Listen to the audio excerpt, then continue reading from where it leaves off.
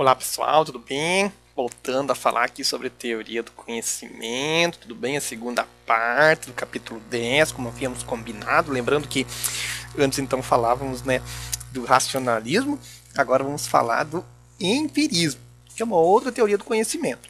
O racionalismo, só para lembrar, ele vai trabalhar a ideia de que o conhecimento ele se dá por intermédio da razão, os sentidos enganam e o conhecimento ele é inato.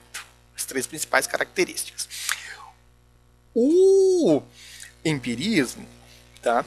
Ele vai ter como principal representante o John Locke. John Locke e o Descartes eles foram, de certa maneira, contemporâneos aí, né? O Descartes ele vai morrer lá em 1650 e o Locke ele vai nascer em 1632, então eles tiveram ali uma parte de contemporaneidade e convívio, né?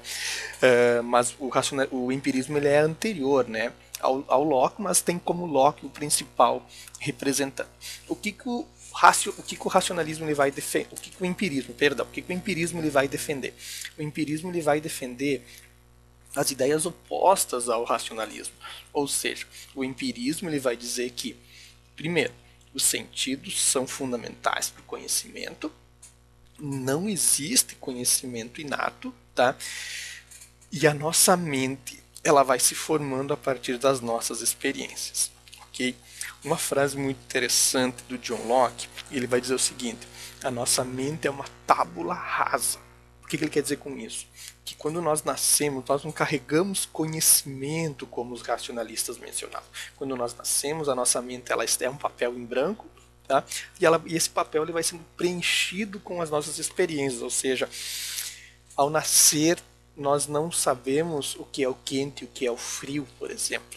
Nós sabemos o que é o quente e o que é o frio a partir das experiências que nós fizemos de quente e de frio. Aí a gente vai saber, a experiência vai me dar o conhecimento, porque eu vou sentir, eu vou ver, eu vou perceber as coisas a partir dos meus sentidos. Os 5 sentidos são as janelas, as portas de entrada para todo o conhecimento, então eu não posso desprezar eles. A razão ela vai ser organizadora, mas os sentidos eles são importantes para o conhecimento. O conhecimento ele se dá de maneira experiencial ou experimental, como queira. Bom, então olha só, para isso eu trouxe aqui dois esquemas assim fantásticos, tá? Vou tentar apresentar para vocês. Primeiro, olha só, primeiro aqui, tá? Eu vou mostrar a vocês isso aqui, ó. Opa, ajuste. Muito bem, o que está dito aqui? O que está exposto aqui? Que o racionalismo, tá? O racionalismo, ele deriva do idealismo, ou seja, o racionalismo do Descartes, ele deriva das ideias idealistas do Platão, né? Das ideias idealistas do Platão. Por que eu digo isso? Eu acredito que agora vocês já sacaram tudo, já fizeram a ligação com aquilo que estava lá no capítulo 9 que o professor Adriano trabalhou com vocês. Ou seja, Platão ele vai dizer que conhecer é relembrar, a teoria da reminiscência, ou seja, a nossa alma, quando ela habitava o mundo das ideias e ela veio habitar o corpo aqui no mundo sensível, ela esqueceu de tudo que ela havia contemplado no mundo das ideias, então aqui ela vai simplesmente relembrar, ou seja, como ele era aluno de Sócrates, Platão ele já trabalha a ideia do conhecimento inato, né?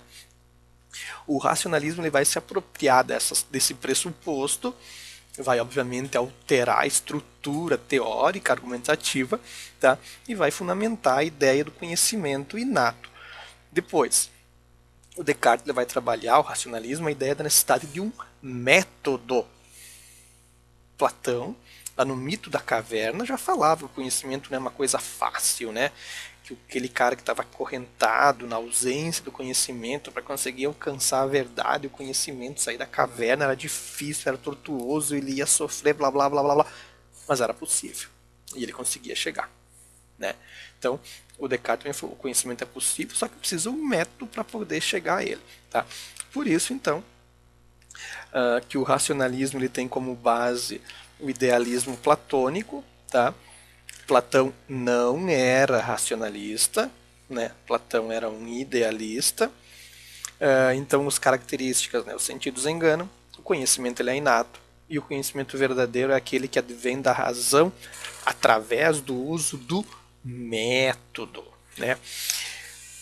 De outro modo, e aqui também vocês vão já fazer a ligação, né?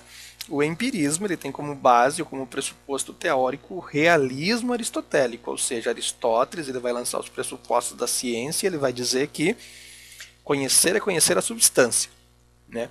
Aristóteles vai negar aquela ideia do Platão dos dois mundos, ele vai dizer que tudo é uma substância, e para conhecer a substância eu tenho que conhecer o que é essência, o que é acidente, o que é matéria, o que é forma, o que é ato, o que é potência, né?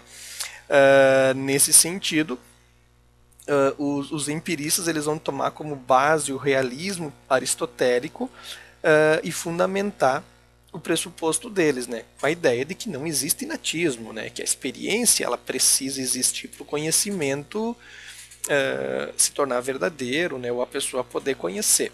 Então, as duas características principais, os sentidos proporcionam um conhecimento e a mente é uma tábula rasa, ou seja, a mente é um papel em branco que vai sendo preenchido através das experiências que eu fiz.